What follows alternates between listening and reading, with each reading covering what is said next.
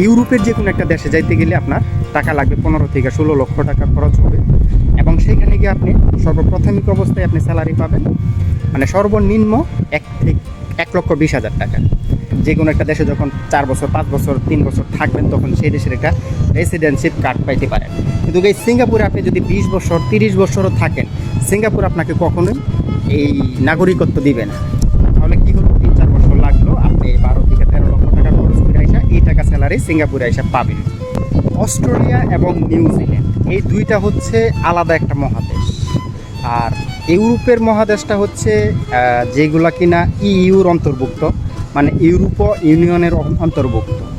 তো ইউরোপীয় ইউনিয়নের অন্তর্ভুক্ত মোটামুটি 36 থেকে 40টা দেশ আছে, যেইটা কিনা আপনি এই ফেসিলিটিটা এখানে পাচ্ছেন। যদি আপনি এই 36টা দেশের যেই কোনো একটা দেশে যেতে পারেন তাহলে আপনি বাকি সমস্ত দেশগুলোতে যেতে পারবেন কোনো ভিসা ছাড়া। মানে এক দেশের নাগরিকত্ব পাওয়া মানে হচ্ছে আপনি ওই বাকি 35টা দেশের মধ্যে গিয়ে আপনি যেই কোনো কাজ করতে পারবেন, থাকতে পারবেন, মানে যা ইচ্ছা তাই করতে পারবেন। মানে আপনি ধরেন পর্তুগালে গেলেন, এখন পর্তুগালের যে আপনি বাসিন্দা হইলেন, তার মানে আপনি বাকি 35টা দেশের বাসিন্দা হয়ে গেলেন, শুধু আপনি আপনার বাড়িঘরটা থাকবে পর্তুগালে। এই হচ্ছে ইউরোপীয় ইউনিয়নের মানে যে ইউরোপের দেশগুলো আছে তার একটা ফেসিলিটি। এবং এখন হচ্ছে সিঙ্গাপুরটা হচ্ছে মধ্য এশিয়ার ভিতরে পড়েছে।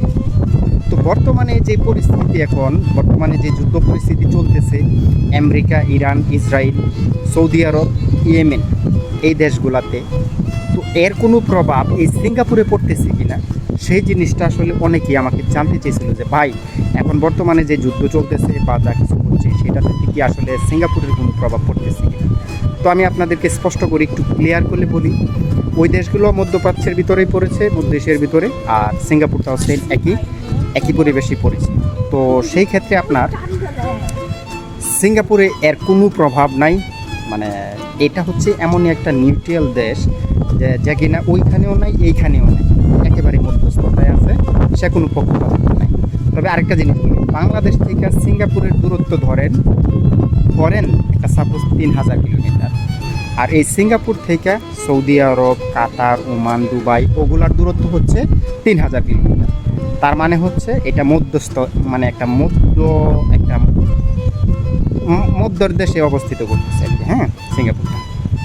তো যাই হোক, এখন মেনলি যে ঘটনাটা বা যেই কথাটা বলবার চাচ্ছি সেটা হচ্ছে আপনি একজন ব্যক্তি হিসাবে, মানে আপনি প্রবাসে যাইতে চাইতেছেন, বিদেশে যাইতে চাইতেছেন টাকা ইনকাম করার জন্য। কারণ বাংলাদেশে তো এখন আসলে ওই রকম কোনো চাকরি নাই যেটা করে আপনি ভালো কিছু ইনকাম করতে পারবেন। তো আজকের এই ভিডিওটাতে আপনাকে এটাই বলবো যে আপনি কি পরিমাণ টাকা খরচ করে কোন দেশে গেলে আপনার জন্য সবচাইতে ফিউচার ভালো হবে। তো অ্যাকচুয়ালি আসলে বর্তমানে এখন আমার জানা মতে যদি এশিয়ার ভিতরে কোনো দেশ থাকে যে আসলে আপনার জন্য ভালো হবে, তাহলে সেটা হচ্ছে সিঙ্গাপুর।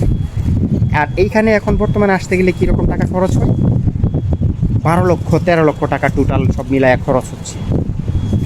এখন এই টাকাটার সাথেও আর অল্প কিছু টাকা যদি আপনি অ্যাড করেন তাহলে আপনি চলে যেতে পারতেছেন ইউরোপের যে কোনো একটা দেশে, যেমন পর্তুগাল অথবা আপনার স্পেন, জার্মানি, জাপান, ওই যে কোনো একটা দেশে আপনি চলে যেতে পারবেন 16 লাখ 15 লক্ষ টাকা খরচ করে।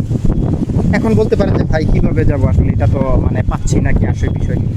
তো আপনারা খুঁজেন, যদি কোথাও না পান শেষ পর্যন্ত বাইরে নক দিয়ে অবশ্যই চেষ্টা করবো আপনাদেরকে জানানোর জন্য যে কীভাবে যাবেন। এখন আসেন যে ইনকামের দিক দিয়ে কোন দেশটা গেলে ভালো হবে আপনার জন্য, আর কী কী ক্রাইটেরিয়া আছে কোন দেশটাতে যাইতে গেলে, সেই ক্রাইটেরিয়াগুলো আজকে আপনাদেরকে জানানোর চেষ্টা করব। দেখেন, অনেক দিন আগেও কিন্তু এই সিঙ্গাপুরের এতটা চাহিদা ছিল না, 2-4-5 বছর আগে।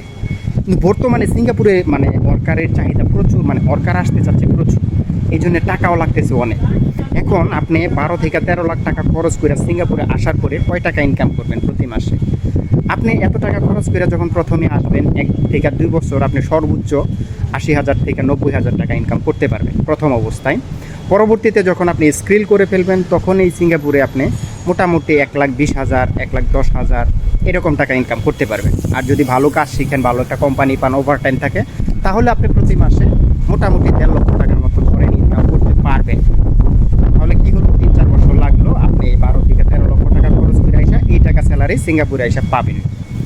এখন তার সাথে যদি তুলনা দেই যে আপনি ইউরোপের যে কোনো একটা দেশে যাইতে গেলে আপনার টাকা লাগবে 15 থেকে 16 লক্ষ টাকা খরচ হবে, এবং সেইখানে গিয়ে আপনি সর্বপ্রাথমিক অবস্থায় আপনি স্যালারি পাবেন মানে সর্বনিম্ন 1,20,000 টাকা।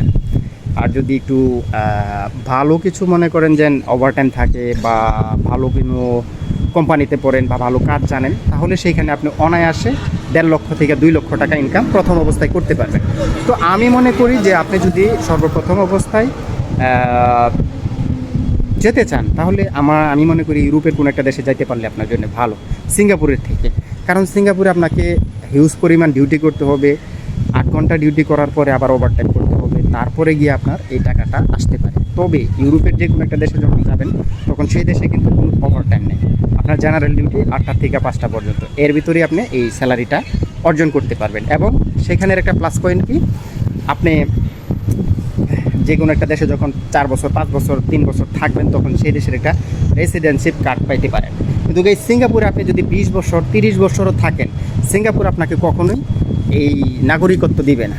কারণ হচ্ছে বাংলাদেশি কোনো লোকদেরকে সিঙ্গাপুর অন্তত নাগরিকত্ব দেয় না, এটা আপনার মাথায় রাখতে হবে। তো গাইস, যাই হোক, ভিডিওর যে এটাই আসলে মেইনলি ছিল জানানোর জন্য যে আপনি আসলে কোথায় যাবেন, সিঙ্গাপুরে যাবেন না আসলে ইউরোপে যাবেন। তবে আমি মনে করি আপনার জন্য ইউরোপটাই বেটার হবে। এখন যদি আপনারা কোনো কিছু খুঁজে না পান, সিঙ্গাপুরও যদি আসতে চান, তার জন্য ভাইয়ের সাথে যোগাযোগ করবেন, অবশ্যই আমি কিন্তু হেল্প করতে পারবো ইনশাআল্লাহ। মানে আমি কোনো এজেন্সির কথা বলতেছি না, সরাসরি। আর যদি আপনি ইউরোপের কোনো দেশে যেতে চান, অন্য দেশের কথা আমি বলতে পারি না, তবে ইউরোপের যে পর্তুগাল দেশটা আছে সেইখানে যদি আপনি যেতে চান, তাহলে আমি আপনাকে হেল্প করতে পারবো। আমি যতটুকু সহযোগিতা করার মাধ্যম সেগুলো আমি আপনাদেরকে দেখিয়ে দিতে পারবো, আপনারা সেভাবে যেতে পারেন। তো যাই হোক, চেষ্টা করি আপনাদেরকে ভিডিও দেওয়ার জন্যে। অবশ্যই যদি চ্যানেলটা ভালো লাগে, চ্যানেলটা সাবস্ক্রাইব করবে, সবসময় পাশে থাকবেন আর আমার জন্য দোয়া করবেন। আমি আপনাদের জন্য দোয়া করি, যাদের স্বপ্ন বিদেশে এসে ভালো টাকা ইনকাম করবেন, ভবিষ্যতে নিজের ফিউচারটাকে একটু উন্নতি করার চেষ্টা করবেন, তাহলে অবশ্যই চেষ্টা করবেন যে এই সমস্ত কান্ট্রিতে যাওয়ার জন্য। তাহলে হয়তো ফিউচারে কিছু করার মতো অ্যাবিলিটি আপনাদের মধ্যে চলে আসবে। তো এতটুকুই। তো যাই হোক, এই বিকালবেলা আসছিলাম এখানে লেকের পাশে, এখানে কাজ করার জন্য। এই যে বিল্ডিংটা দেখতেছেন আমার পিছনে, গোল্ডেন কালার বিল্ডিং, এটার ভিতরেই কাজ করেছিলাম। তো এখন আমার ডিউটির সময় শেষ, মানে গাড়ির জন্য অপেক্ষা করতেছে, যার কারণে ভাবলাম যে ভিডিওটা তৈরি করি। তো যাই হোক গাইস, ইউরোপে যাবেন না সিঙ্গাপুরে আসবেন, কত টাকা খরচ হবে, কোনটায় গেলে আপনার ফিউচার ভালো হবে, সম্পূর্ণ কিছুই আপনাদেরকে এই ভিডিওতে অবশ্যই বলে দিলাম। তো যাই হোক, যদি কিছু জানার থাকে অবশ্যই কমেন্ট বক্সে জানাবেন, আর চ্যানেলটা কিন্তু সাবস্ক্রাইব করে দিবেন। তো যাই হোক গাইস, ভালো থাকবেন, সুস্থ থাকবেন, আসসালামু আলাইকুম।